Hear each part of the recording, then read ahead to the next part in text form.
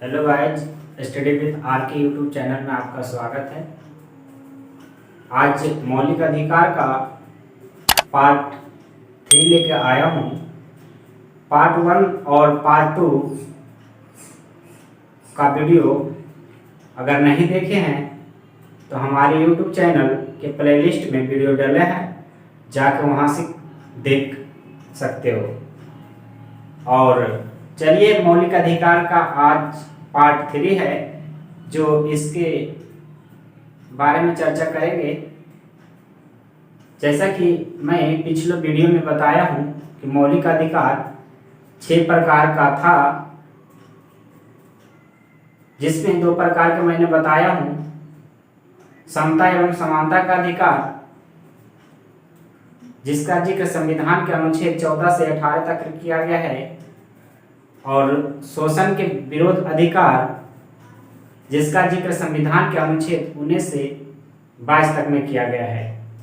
आज चर्चा करेंगे शोषण के विरोध अधिकार, जिसका जिक्र भारतीय संविधान के अनुच्छेद 23 और 24 में जिक्र किया गया है, जो बारी बारी से चर्चा भी करते हैं।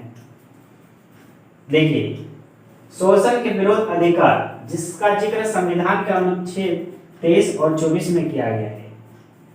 चलिए 23 के बारे में समझते हैं। अनुच्छेद 23 में क्या है? अनुच्छेद 23 में है कि मानव व्यापार तथा बलात् श्रम का प्रतिषेध। कहने का मतलब है, पता ही चल रहा होगा नाम से, मानव का व्यापार, यानी कि कोई भी व्यक्ति को खरीद बिक्री नहीं किया जा सकता है। और दूसरी, बलात् श्रम का प्रतिषेध, यानी कोई भी व्यक्ति का जबरदस्ती किसी काम पे आप नहीं लगा सकते हो। अनुच्छेद 23 में यही कहा गया है कि मानव व्यापार तथा बलात् श्रम का प्रतिषेध, यानी मानव का खरीद बिक्री नहीं किया जाएगा और कोई भी व्यक्ति से जबरदस्ती आप कोई भी काम नहीं करा सकते हो। अगर ऐसा करते हो तो भारतीय संविधान के अनुच्छेद 23 मौलिक अधिकार का हनन होगा और इसके विरोध व्यक्ति सुप्रीम कोर्ट में अपील कर सकता है। तो आपको बात समझ में आया होगा। चलिए अनुच्छेद 24 की बात करते हैं। इसमें बाल श्रम पर प्रतिषेध। अब बाल श्रम प्रतिषेध क्या होता है? यानी कि 14 से कम आयु के बच्चे से जोखिम भरे कामों पे आप नहीं लगा सकते हो। उदाहरण, जैसे फैक्ट्री में, कोई पटाखे की दुकान में, या सिगरेट बीड़ी की दुकान में, ये जोखिम भरे काम है। इसमें आप 14 साल के बच्चों से आप काम नहीं करवा सकते हो। यही अनुच्छेद 24 में कहा गया है कि बाल श्रम पर प्रतिषेध, यानी 14 साल के कम उम्र के बच्चे हैं तो उसे जोखिम भरे कामों से आप उससे नहीं ले सकते हो। जैसे कि मैंने बताया, फैक्ट्री में आप काम नहीं करवा सकते हो, कारखाना में नहीं करवा सकते हो, और पटाखे आदि दुकान में नहीं लगा सकते हो, सिगरेट बीड़ी की दुकान में। ये हमारा भारतीय संविधान के अनुच्छेद 24 मौलिक अधिकार है। तो हमने क्या पढ़ा? शोषण के विरोध अधिकार, जिसका जिक्र अनुच्छेद 23-24 में किया है। 23 में मानव व्यापार तथा बलात् श्रम का प्रतिषेध और 24 में बाल श्रम पर प्रतिषेध। दोनों में अंतर समझ में आ गया होगा। अब चलते हैं धार्मिक स्वतंत्रता का अधिकार, जिसका जिक्र भारतीय संविधान के अनुच्छेद 25 से 28 तक में किया गया, जिसका चर्चा अभी करते हैं बारी बारी से। तो अनुच्छेद 25 के बारे में चर्चा करते हैं। अनुच्छेद 25 में कहा गया है अंतःकरण या धर्म की स्वतंत्रता। अब बात करेंगे अंतःकरण, धर्म की स्वतंत्रता क्या होता है। यानी व्यक्ति को कोई भी धर्म मानने के लिए बाध्य नहीं किया जाएगा। यानी व्यक्ति कोई भी धर्म अबाध रूप से मान सकते हो और इसका प्रचार प्रसार कर सकते हो। ये हमारे भारतीय संविधान के अनुच्छेद 25 में मौलिक अधिकार है। क्या है? मौलिक अधिकार दिया है। भारतीय संविधान के अनुच्छेद 25 में मेरा मौलिक अधिकार है कि व्यक्ति कोई भी धर्म को अबाध रूप से मान सकता है और इसका प्रचार प्रसार कर सकता है। इसे क्या कहते हैं? हमारा मौलिक अधिकार है, जो भारतीय संविधान के भाग 25 में जिक्र किया गया। चलिए अब अनुच्छेद 26 की ओर चलते हैं। अनुच्छेद 26 में कहा गया है कि धार्मिक कार्यों की प्रबंध की स्वतंत्रता। धार्मिक कार्य यानी कि कोई भी धार्मिक कार्य है कि प्रबंध की स्वतंत्रता की गई है। ये हमारे भारतीय संविधान की अनुच्छेद 26 में चर्चा की गई है। ये मेरा मौलिक अधिकार है कि कोई भी धर्म का धार्मिक काम होगा उसको प्रबंध करने की व्यवस्था हमारे मौलिक अधिकार है। तो 26 हो गया।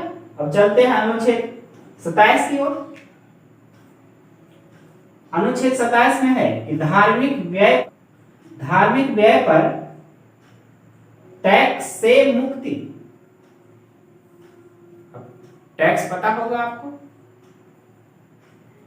अभी भारत सरकार की ओर से जो व्यक्ति 7.5 लाख रुपया अगर वार्षिक इनकम है तो इस पे टैक्स लगेगा। लेकिन अगर धार्मिक व्यय पर पैसा चाहे जितना भी हो टैक्स फ्री रहेगा, जिसकी चर्चा हमारा भारतीय संविधान के अनुच्छेद 27 में की गई है।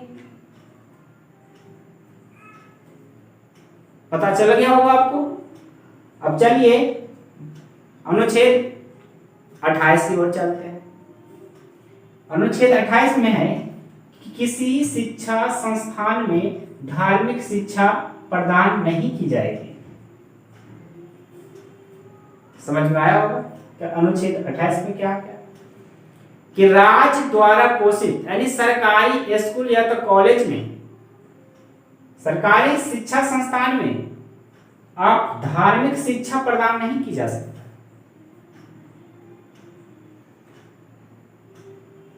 मेरा कहने का मतलब है कि जितना भी सरकारी संस्थान है, गवर्नमेंट संस्थान है, जैसे स्कूल कॉलेज में आप धार्मिक शिक्षा नहीं दे सकते। ये भारतीय संविधान के अनुच्छेद 28 में चर्चा की गई है। ये मेरा मौलिक अधिकार है।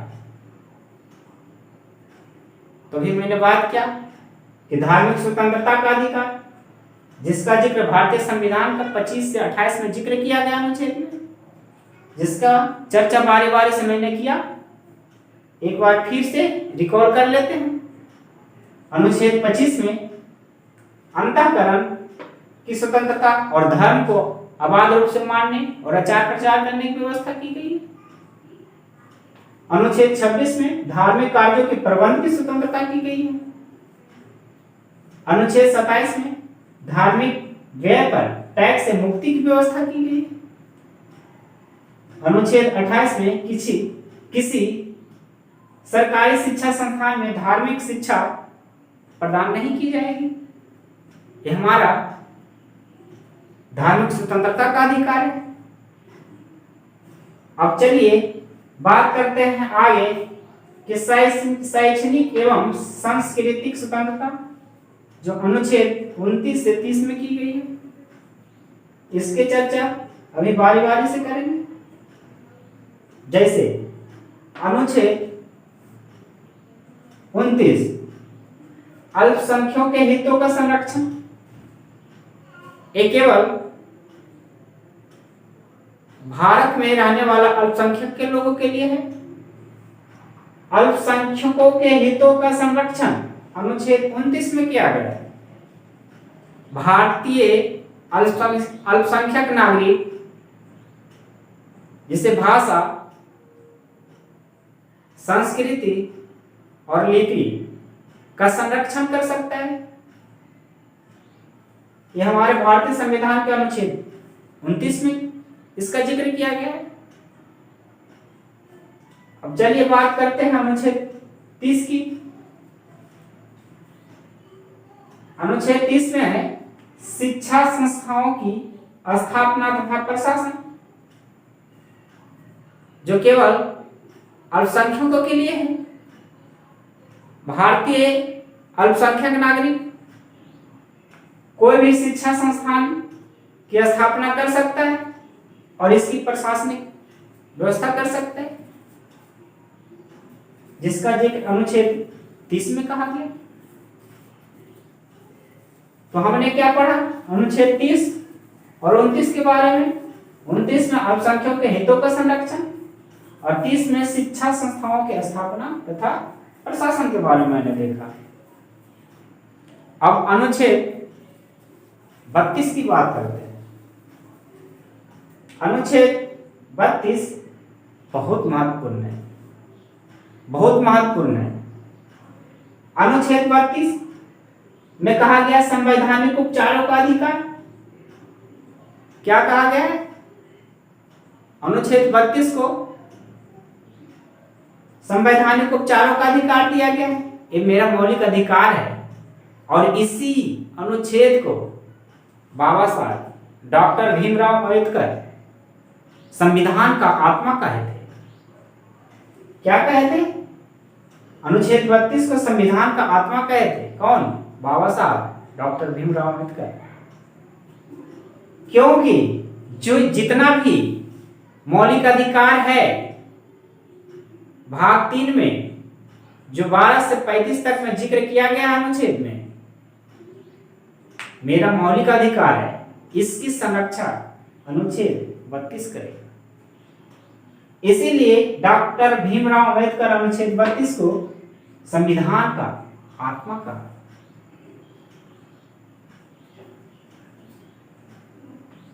मैंने देख चुका मौलिक अधिकार के बारे में पूरी। अब जो मेरा मौलिक अधिकार है 6 प्रकार की, जैसे समता एवं समानता का अधिकार, शोषण के विरुद्ध अधिकार, स्वतंत्रता का अधिकार, धार्मिक शैक्षणिक एवं सांस्कृतिक स्वतंत्रता का अधिकार, धार्मिक स्वतंत्रता का अधिकार और संवैधानिक उपचारों का अधिकार। इसकी रक्षा कौन करेगा? हमारे भारतीय संविधान का अनुच्छेद 32। अगर इसका कोई अगर हनन होता है तो हम प्रत्येक व्यक्ति सुप्रीम कोर्ट में अपील दायर कर सकता है। अब अपील दायर करने का कुछ तो नियम होगा, जो ही मैं बताने जा रहा हूं। देखिए, भारतीय नागरिक अपने अधिकार की रक्षा के लिए 5 प्रकार के रिट यानी याचिका दायर कर सकता है। जो मैंने अभी मौलिक अधिकार को पढ़ा और उसमें जो मेरा मौलिक अधिकार की चर्चा की गई है हमारे भारतीय संविधान के द्वारा, अगर इसका कोई व्यक्ति हनन करता है तो इसके बचाव के लिए अनुच्छेद 32 और अनुच्छेद 226 हमें सुरक्षा प्रदान करते हैं। देखिए किस प्रकार के, मैंने बोला था ना कि अनुच्छेद 32 बहुत महत्वपूर्ण अनुच्छेद है। अनुच्छेद 32 के तहत सुप्रीम कोर्ट में रिट जारी कर सकते हैं। अगर मेरा मौलिक अधिकार किसी व्यक्ति के द्वारा ठेस पहुंचाया जाता है या तो इसका हनन किया जाता है, तो अनुच्छेद 32 के तहत सुप्रीम कोर्ट में आप रिट जारी कर सकते हो। और अनुच्छेद 226 के तहत हाई कोर्ट में रिट जारी कर सकते हो। बात समझ में आया होगा कि हमारे जो मौलिक अधिकार है इसका अगर उल्लंघन हुआ तो 2 अनुच्छेद बहुत महत्वपूर्ण है, अनुच्छेद 32 और अनुच्छेद 226। अनुच्छेद 226 हाई कोर्ट में रिट जारी कर सकते हैं और अनुच्छेद 32 सुप्रीम कोर्ट में जारी रिट कर सकते हो। और अनुच्छेद 32 को डॉक्टर भीमराव अंबेडकर संविधान का आत्मा। अब जो रीट होता है ये 5 प्रकार के रीट होता है जिसकी चर्चा मैं भी कर रहा हूं। पहला बंदी प्रत्यक्षकरण, दूसरी परमादेश, तीसरी प्रतिषेध, चौथी उत्प्रेषण और 5वीं अधिकार परीक्षा। ये 5 प्रकार के रीट जारी कर सकते। मेरे प्यारे दोस्त, मैं उम्मीद करता हूं कि इस वीडियो के माध्यम से आपको पूरी बात समझ में आ गया होगा।